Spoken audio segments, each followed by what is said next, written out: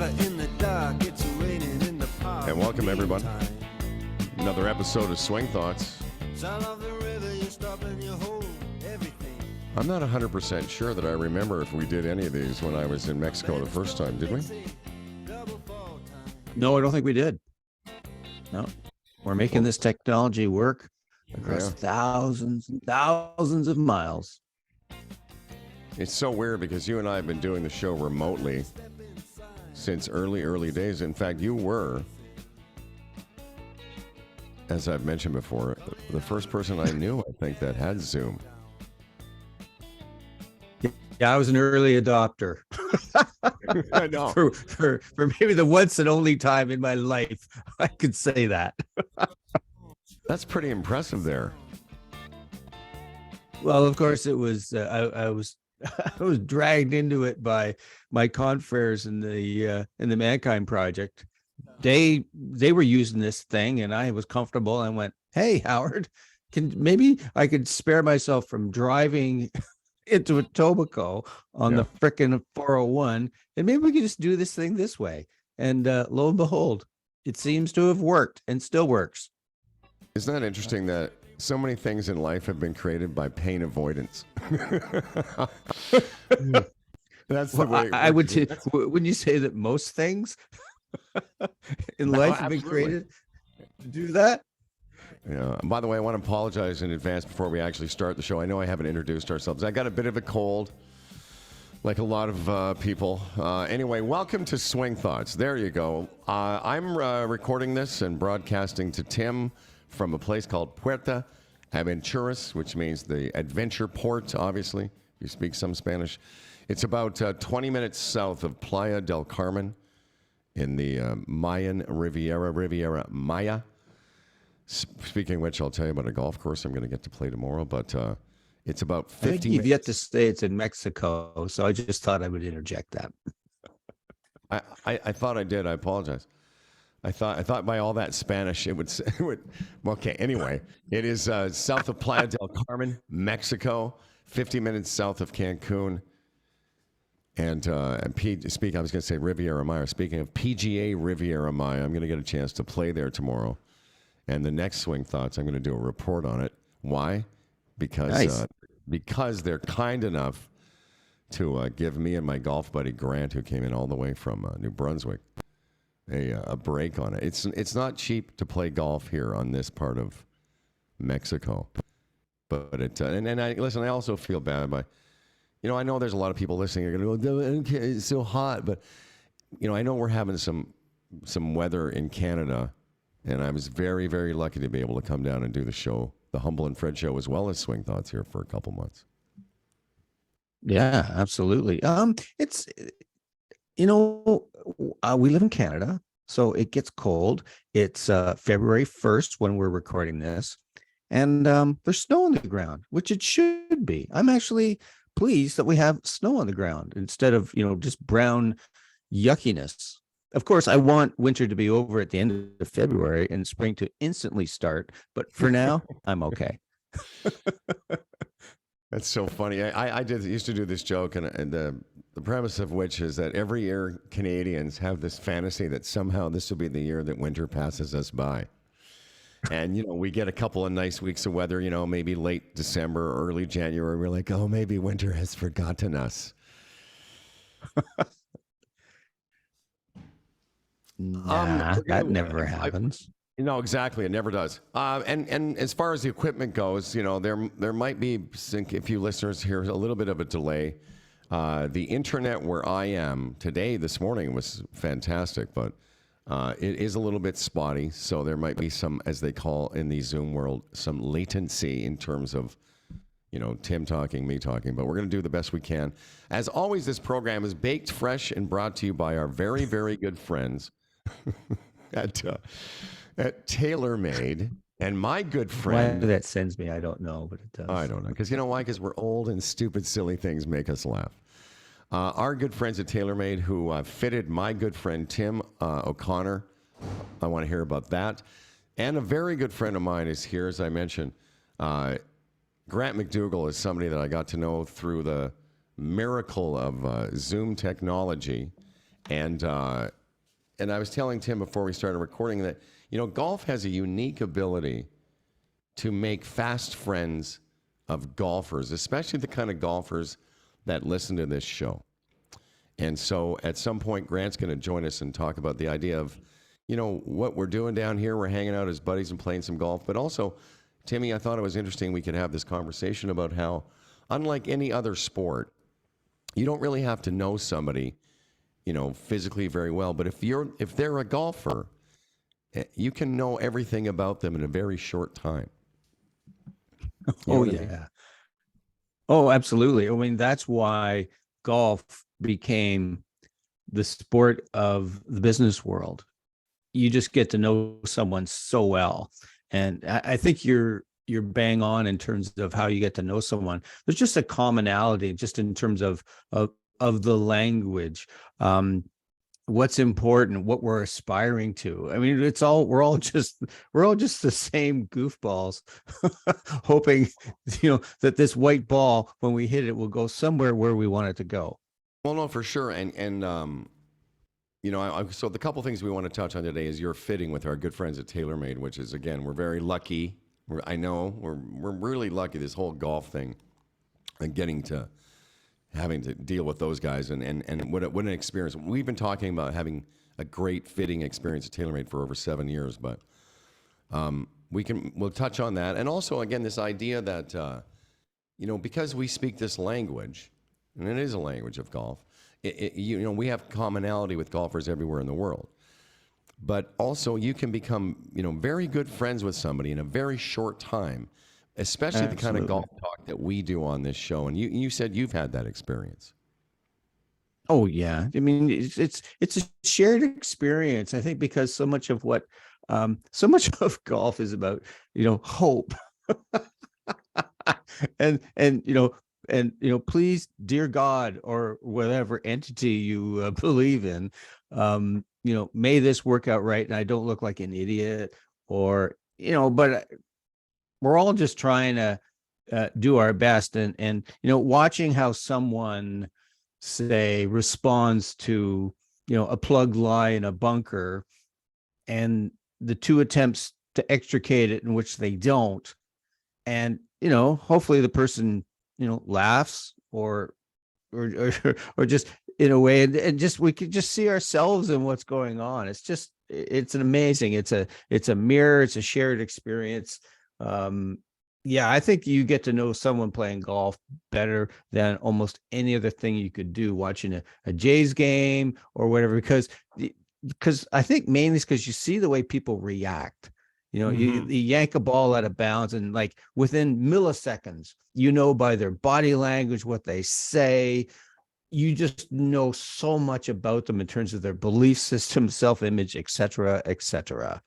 Well, I just remembered a story that we haven't, told for a while. Maybe some of the new STDs hadn't heard us talk about how you and I had talked quite a bit about golf. You were interviewing me for some article, and we were having a few lunches together when we came up with the idea for a podcast.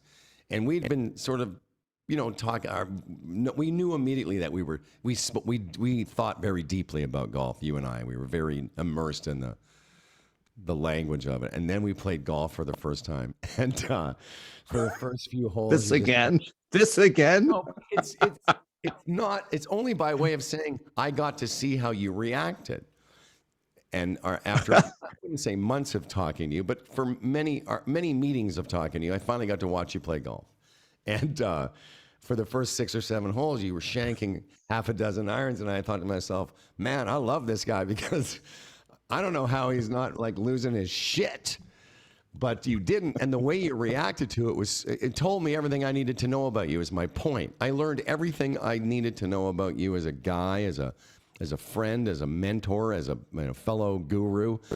I learned a lot about you, I should say, that has stood the test of time, because you are exactly who that guy was that day, shanking balls all over Glen Cairn.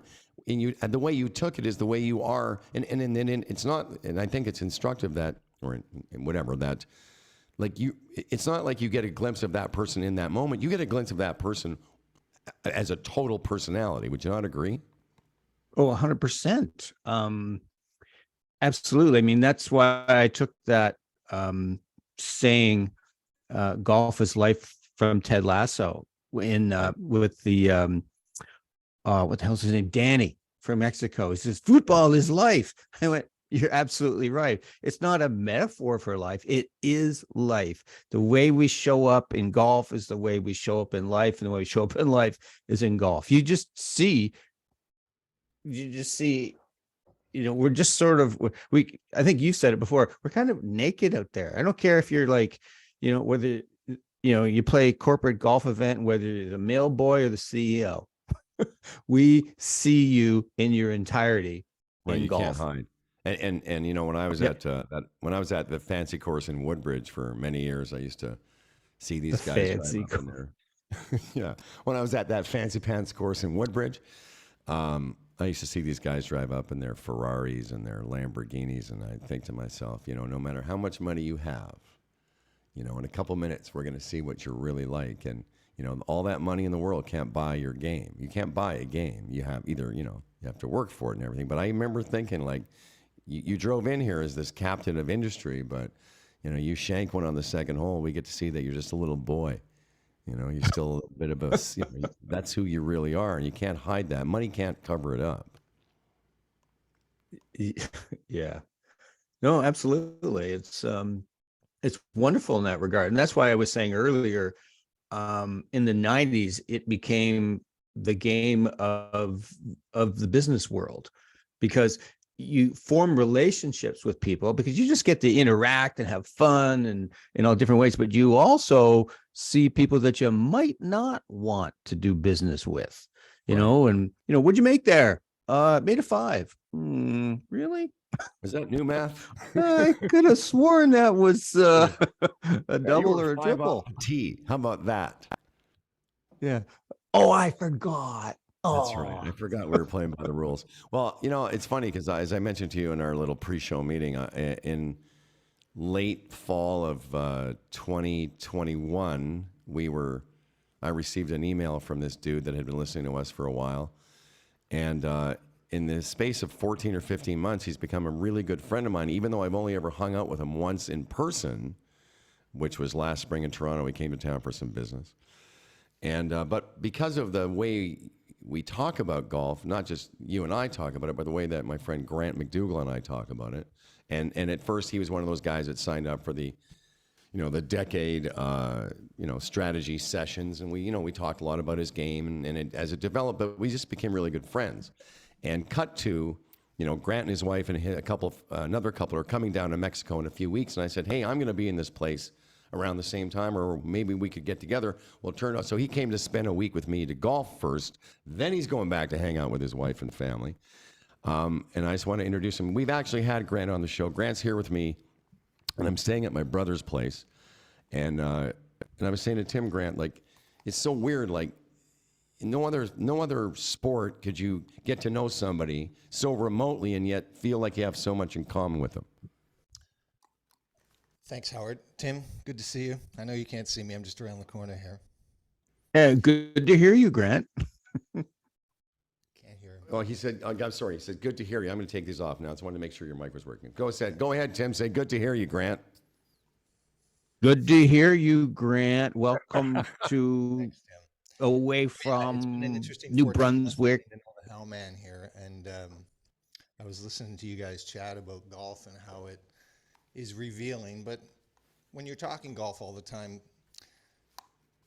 it's character revealing. And I know you touched on it a bit, Tim, and folks used to, back in the 80s and 90s, do the final interview for a job on the golf course. You heard a lot about that. Yep. You see how a person conducts themselves. You find out whether they're full of grace or full of poison, or do they lie and cheat, or do they play by the rules. I guess you find out a lot about a person's character and what they're made of. And the conversations I've had with Howard over the last 14 months told me a lot. Here's an interesting guy, full of character, but more than anything, it revealed a lot of commonalities between us, not just in the way we think about the game, but similar to what you guys are talking about, being golf is life. We have similar outlooks on how to live your life with passion and joy and know what makes you happy. And so Howard and I have bonded over that for sure. And we were down here spending 7 days together. Like both of us were kind of wondering, how's this going to go? Do I really know this guy? Yeah, exactly. Yeah. It turns out that our conversations and our commonalities and the fun that we had online translates pretty well to real life. And Tim, we're going to tell you a story here in a second or two about character revealing that has nothing to do with golf. Because something happened here on the very first night we were together in my brother's, actually it's not his place, it's my brother's lady friend's place. And I'll just say a little foreshadowing, the How Man almost set the place on fire.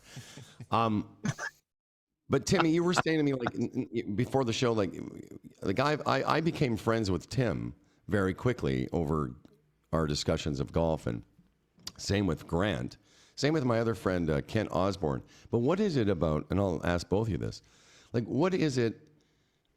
And Tim mentioned, like, I don't know, do guys that like baseball bond this way, or do they talk about the deep, richness of the game in terms of the struggles that we all have? What is it about the game, Tim and Grant, that brings people together in a way I think that is so unique to the sport? Is it because and I'll finish the question. Is it because we play it as well as watch it? Is that it? I think that obviously that we play the game is a huge part of it. I mean, consider after the Kansas City Cincinnati game, the other night, the guy makes the guy gets the penalty, he pushed Mahomes out of bounds, and you can kind of talk about it and see how the guy reacts. But I think with golf, because you play the game and you're so connected with it and what you're doing, and is it coming the way you want and what you desire and everything, it's so much like the rest of life.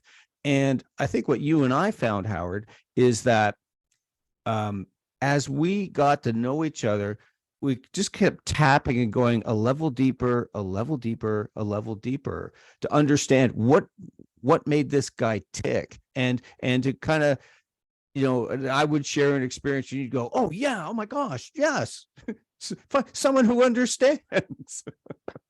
And I think we just bond through that. But there's so many commonalities, and I just think that this is going to sound really weird, really squishy, especially to guys. What it does, it creates intimacy. Yes, I said the word fucking intimacy. Easy And now. what Hey, it hey, is Connor swore. Take a drink.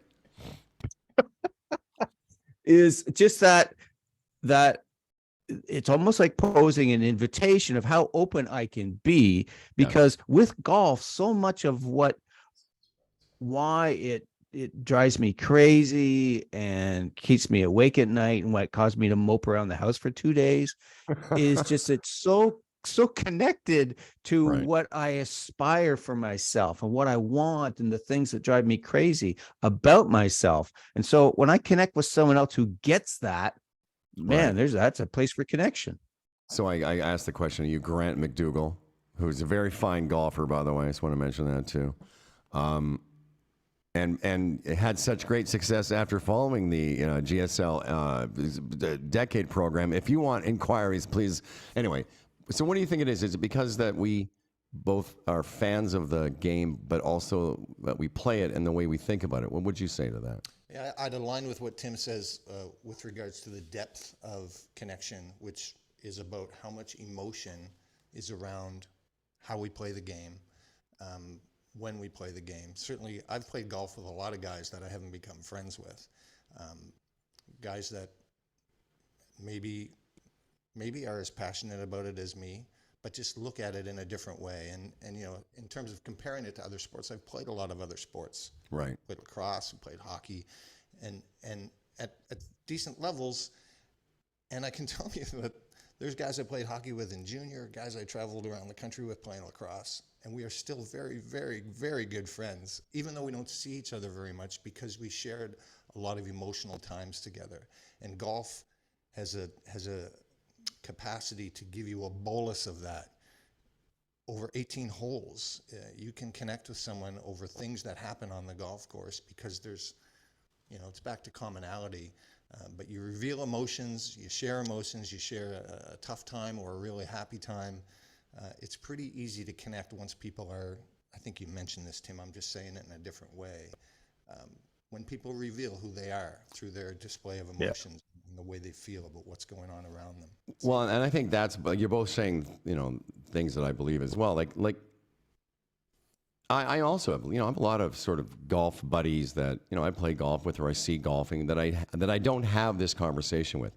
The quiet eye group that you created or the group of STDs that we've created over 7 years.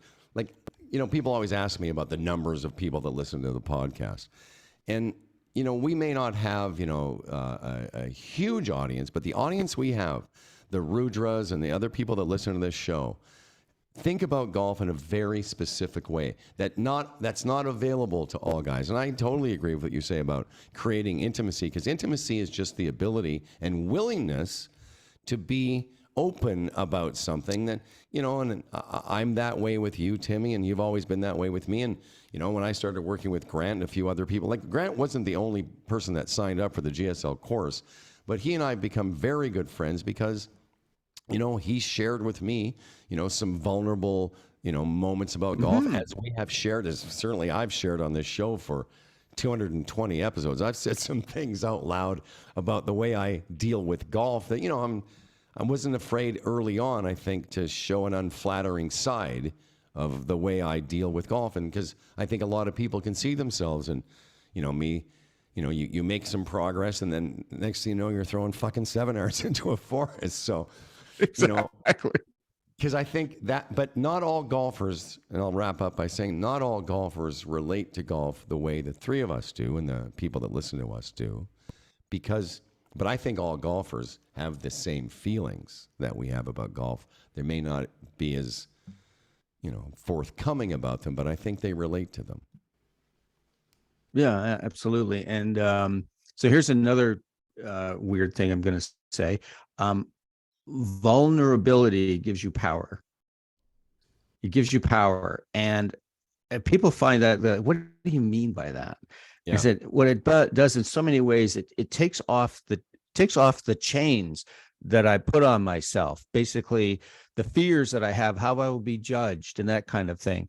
And that just in so many, physically, it inhibits us in things we say, even in things we allow ourselves to think. But when we kind of remove those chains and allow ourselves just to be, I find it's amazing how much actual, how we can tap into parts of ourselves that we didn't even know were there and experience joy and say things and, oh, that just came out of my mouth. Oh my gosh. Mm-hmm. and how fun it is and how maybe insightful I can be. I mean, it's connecting, it's discovery, but I really think that, and this is a Shoemaker thing, and I believe in it 100%, is I don't think actually through golf, we're looking for happiness or prestige or that we're going to be highly regarded as we walk through the clubhouse, Titan of the golf course.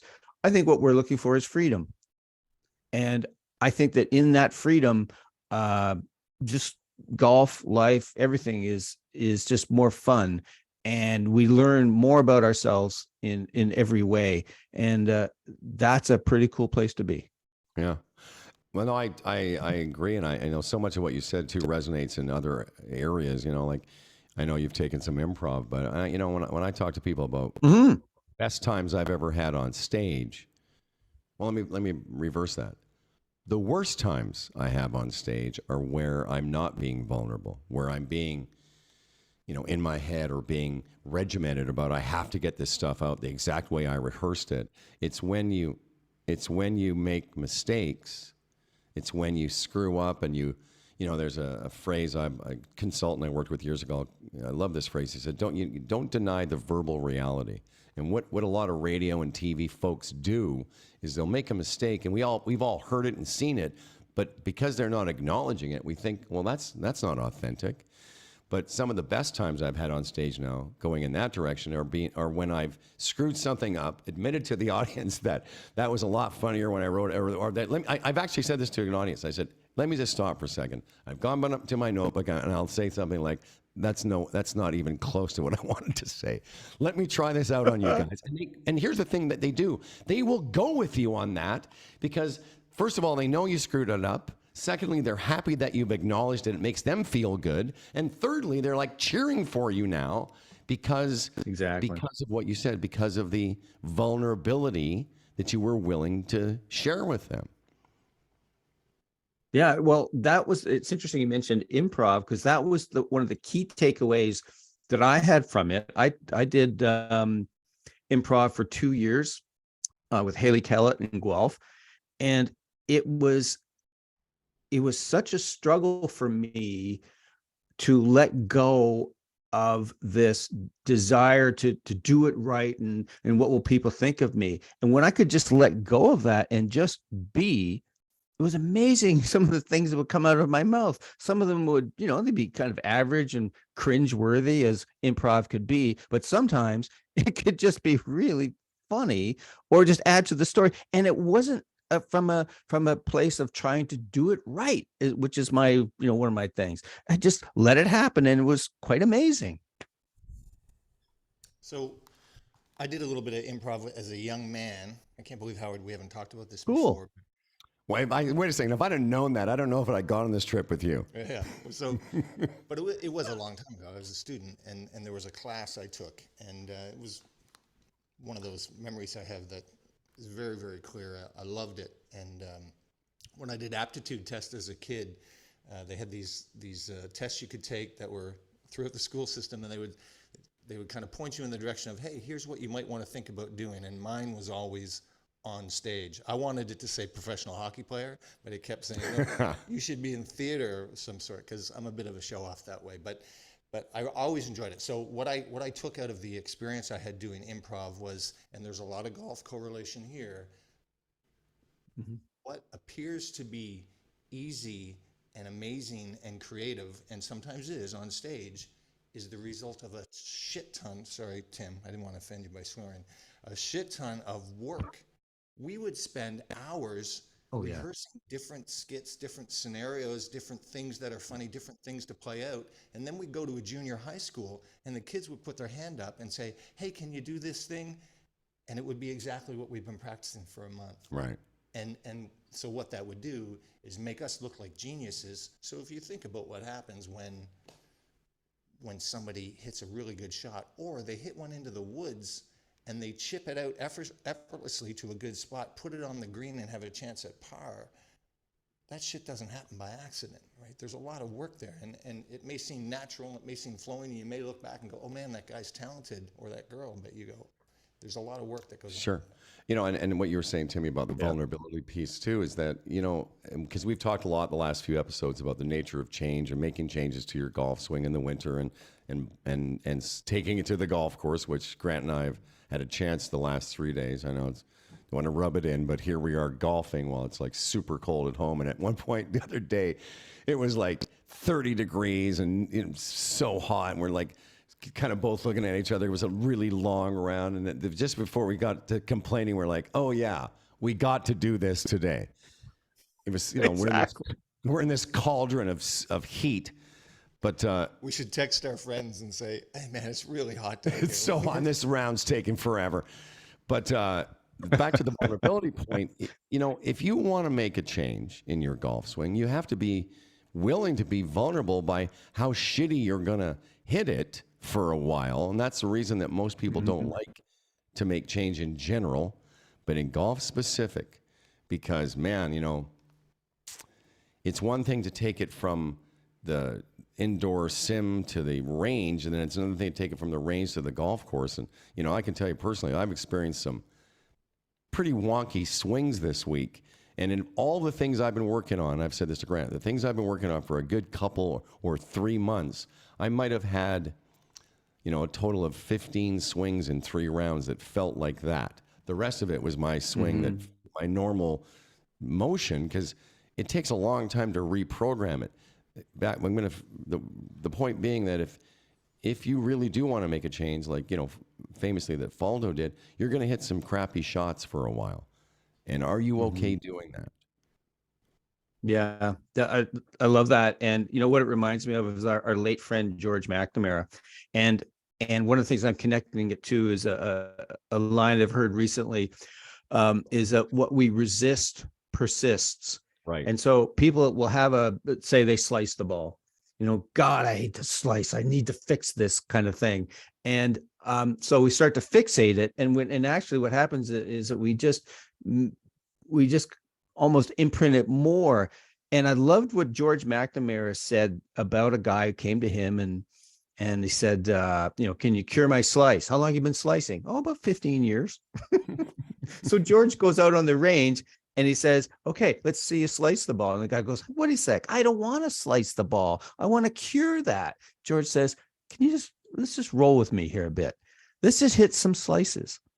And George says within like 5-10 minutes, the guy's hitting like the worst god awful slices you ever saw. But as the guy did it, he started to get a better understanding of what he was actually doing, what he was experiencing. And so, to use your phrase, the thermostat lowered, and he started to get some insights on what he does. And so much was his mindset and what his body was doing. And George said that, so the guy went off and he came back, I don't know, months later and said that, oh yeah, now I hit a nice draw. He basically cured his slice.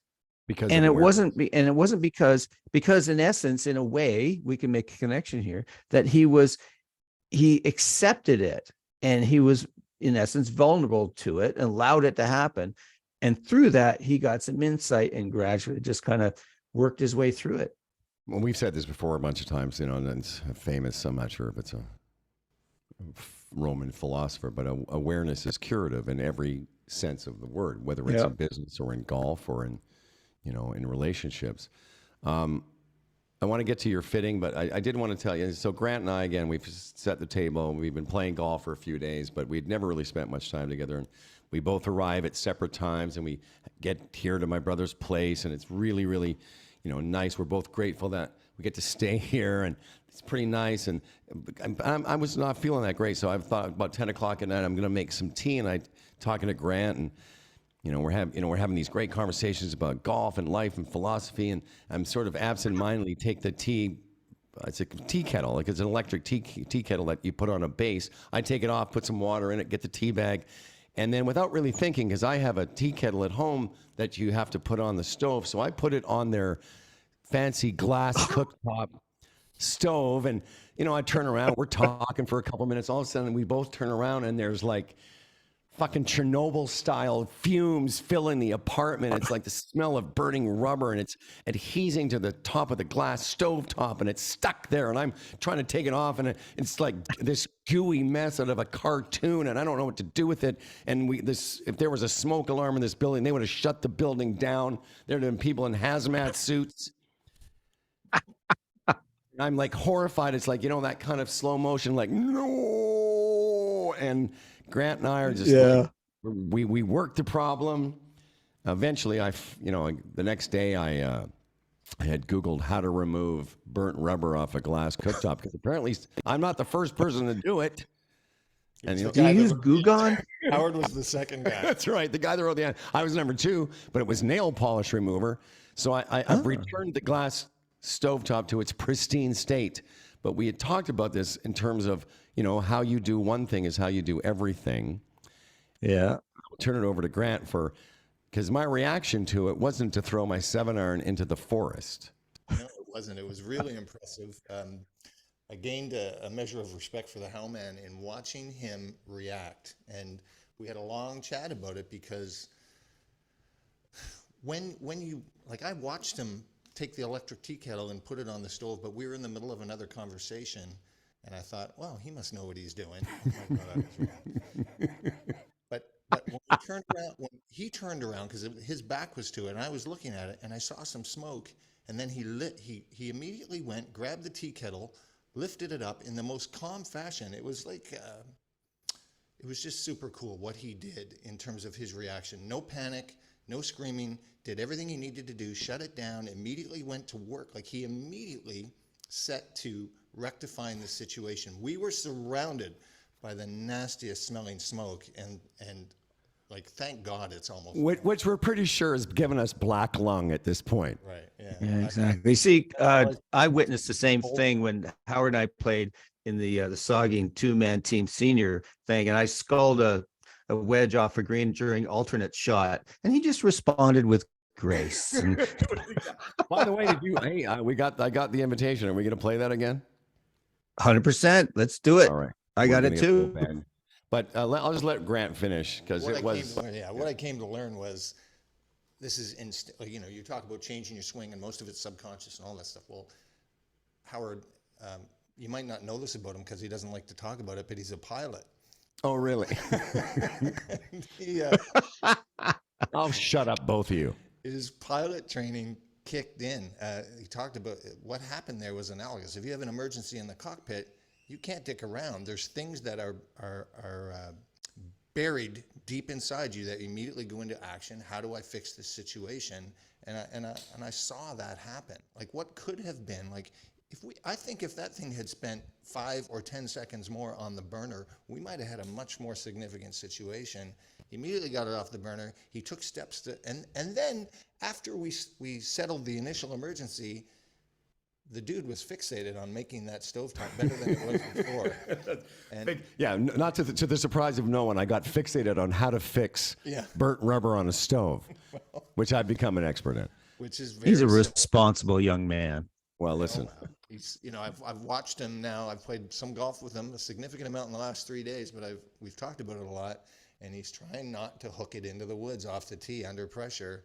And he is fixated on that problem in much the same way he was fixated on cleaning that stovetop. And he's fixed the stovetop, so will he fix the under pressure? Cut to yesterday after the third round in the middle of this hot day, and we'd been on the golf course. It was a 5-hour, 15 round. On the fourth last hole, I hooked my drive into the woods, and I not only said fuck once, I said it twice with some enthusiasm.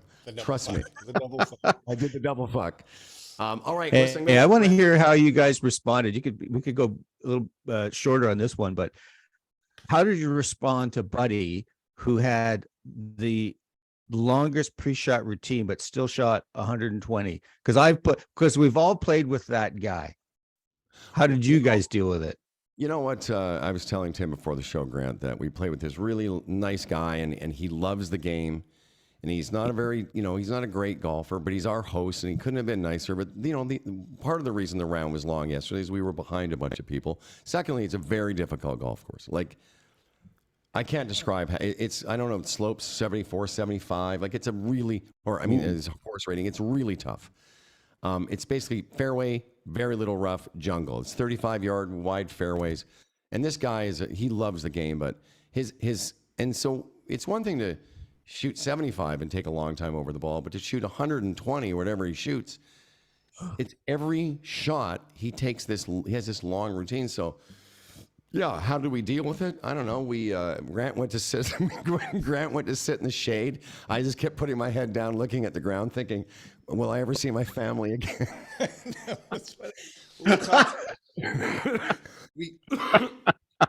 I can't reiterate how nice a man this guy was, and a gracious host. And Howard and I talked about it a bunch over the last couple of days. It was just like it's a test. It's another Absolutely thing. is. Right? It's Yeah. It's how we feel about what's going on, and under some pretty adverse conditions. God, I apologize to all my friends back home. It's 30. There's points during the round where you feel like your brain is boiling. That's right. Oh yeah. One point early in the back nine yesterday, we came around the corner to the tee, and we wanted our friend to go first, and he got out and he started his routine, and it was the hottest point in the day at the hottest point in the golf course. And I looked at Howard and I said, I'm just going into the jungle. Right? So I'm going in the jungle. I may never come back.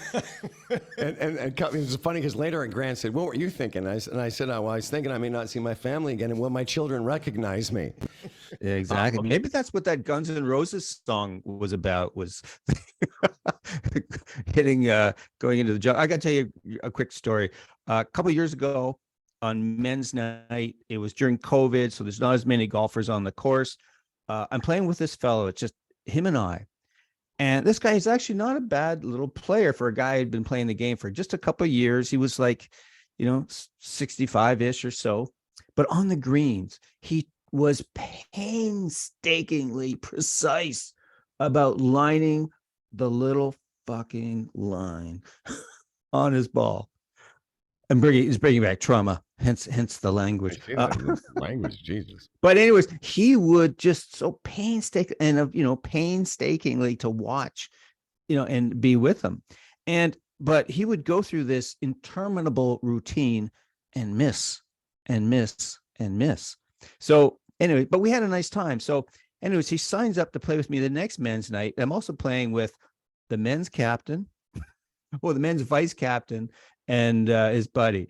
We get to the 10th tee, and Frank Cancelaris, he looks at his watch. He goes, 2 hours and 45 minutes to play the front nine. Unacceptable. This dude, but the dude with like the routine with the line, we get to the 12th hole, and he goes, "Oh, guys, my back's flared up." Oh, this is what I'm sorry. Yeah. He He knew what was going on. And anyways, I'll just bring the moral of that story is you can't cure anyone in slow play. They have to realize themselves with playing with other people going, something's not right here. Maybe I need to speed up. This person is definitely aware, although not as aware as you might like them to be. Grant, thank you very much. We got to wrap things up. So we want to talk about Tim's Fitting, and Tim's got a new, not a new blog, but a new way to get the blog. I'll let you go. You can just hang for a second. Listen. Good to talk to you, Grant. Be well. Have fun. Thanks, Tim. Great to talk to you too. Talk to you later, Howard. Okay, there's my buddy Grant MacDougall, and we're taking a day off of golf today. I know, so terrible, because both of us are old and sore. I want to talk a little. Yeah, well, and I knew we would need a day because going from not playing to playing 3 days in a row. Warming up and swinging golf clubs.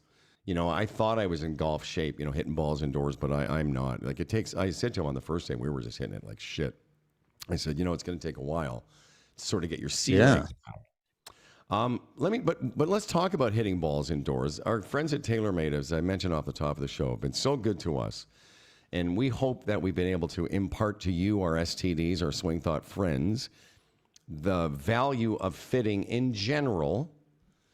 Not everyone's brand, loyal, whatever that phrase is. But I will tell you, the fitting experience at TaylorMade that we both have enjoyed for years now, I'll just say, finishing up by way of finishing up, that don't buy new clubs if you're not going to get fit. It doesn't make any sense. And if you're buying TaylorMade clubs, do yourself a favor if you can, in the GTA for sure, get to a fitting, because as you found out, and we both have found out over the years, it really makes a difference. Oh, absolutely. And I would just say, it's it costs a little bit to get say new irons or whatnot, but man, they last you for the longest time. And if they're fitted, you're just going to get such value out of that, and you're going to find the game more fun, easier to play, and hell, you play better. And so I was really fortunate. I got fitted yesterday by Mac Harrison. What a terrific young man. We had a great time.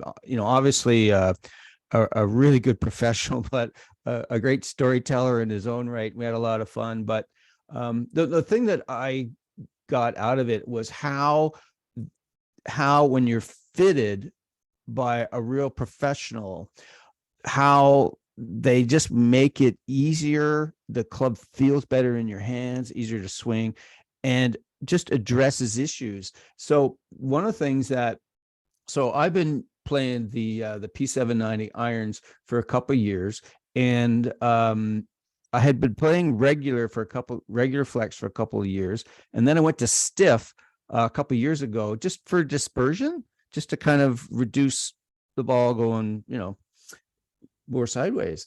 But one of the things that Mac noticed yesterday is that I wasn't getting as much spin because of that. And I wasn't getting as much spin, and the ball wasn't carrying as far. And also what he noted was that going through the hitting area, the toe would come up a little bit. And so if we just flattened the lie by 1 degree, it just made it so that the toe would just stay down, and just for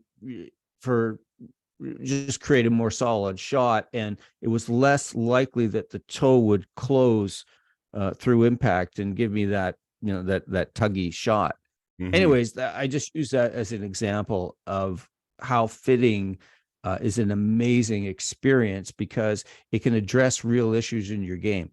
Well, and I love that. I just want to jump in and say, sometimes people talk, or when we talk about getting fit, it's sort of the analogy of being fit for a suit is a good metaphor, because a good tailor can make, maybe you're a bit wide here or narrow there, and it can sort of overcome some of your natural physical deficiencies.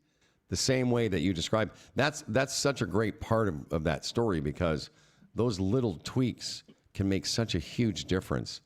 And again, you're not changing your golf swing. It's just changing how your golf clubs interact with the ball. Did you get a chance to swing the shiny new Stealth?